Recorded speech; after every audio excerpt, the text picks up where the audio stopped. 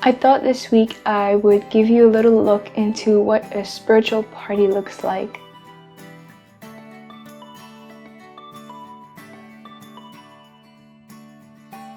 I think it's inevitable to notice that we're all trying to have fun.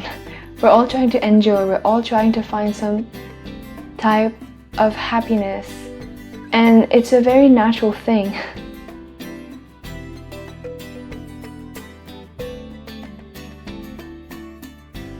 One of our core understanding in Krishna consciousness is that as souls, we want to enjoy.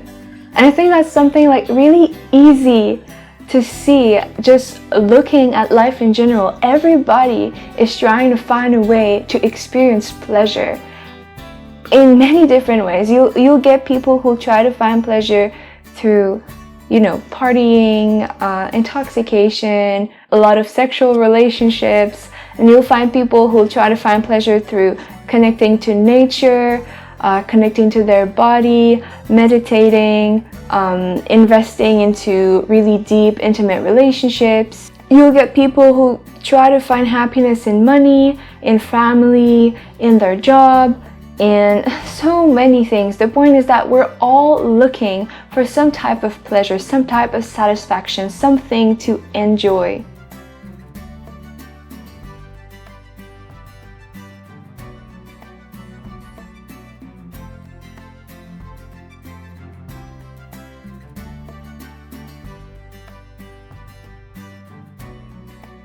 The thing about enjoyment in this world is that they all leave us with a different kind of taste. Like if you eat a really huge cake, like overeat, then you're left with the feeling of like, ugh, even though it was like enjoyable while you were eating, in the end it's like, that wasn't such a good idea, And then there are things that leave you with a good feeling, like having a really nice, fulfilling conversation with a friend, or completing a very important task.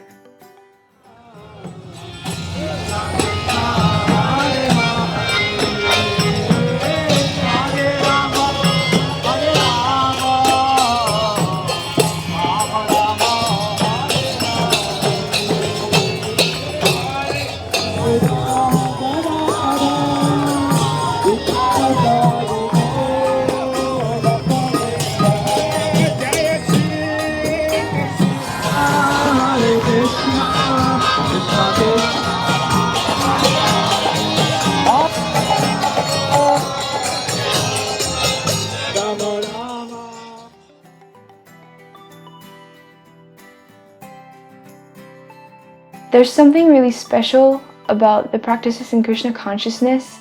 They introduce you to a type of pleasure that is different from anything else you might experience usually in your life. It's a little hard to explain, but when we sing the mantras that we sing, when we play the instruments, when we dance, when we associate with one another, when we hear knowledge from our teachers, there's something that calls out to the heart in a very deep way, in a very mysterious way.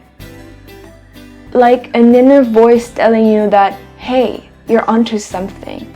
It's something very subtle that not everybody can tap into, but that is very powerful.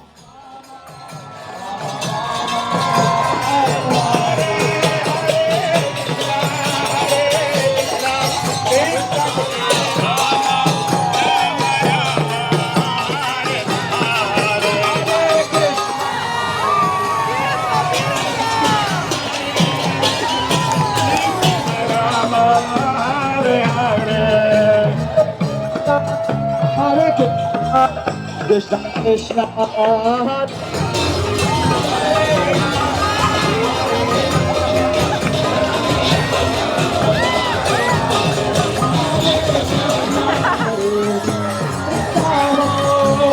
Rama Rama Rama Hare.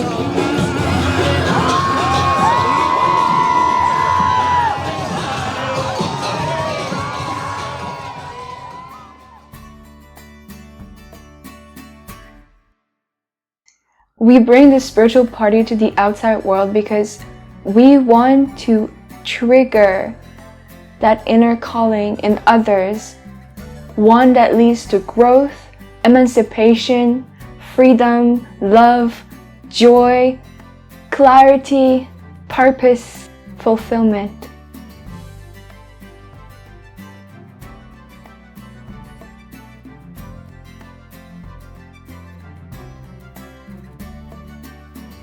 Bhakti Yoga as a spiritual process is not meant to convert people, but to remind them of their soul essence, giving out a taste for a kind of pleasure, enjoyment, happiness that's rare to find in this world.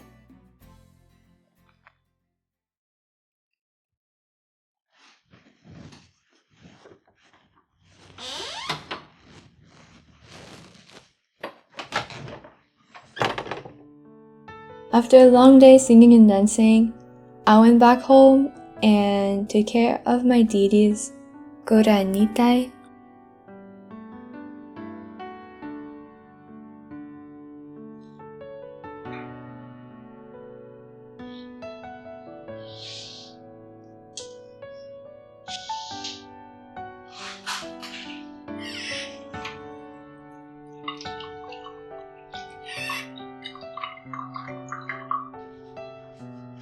The same way it's necessary to take care of ourselves in order to be able to take care of others in our relationships, I think it's also necessary to take care of our own spiritual life in order to be able to inspire others in theirs.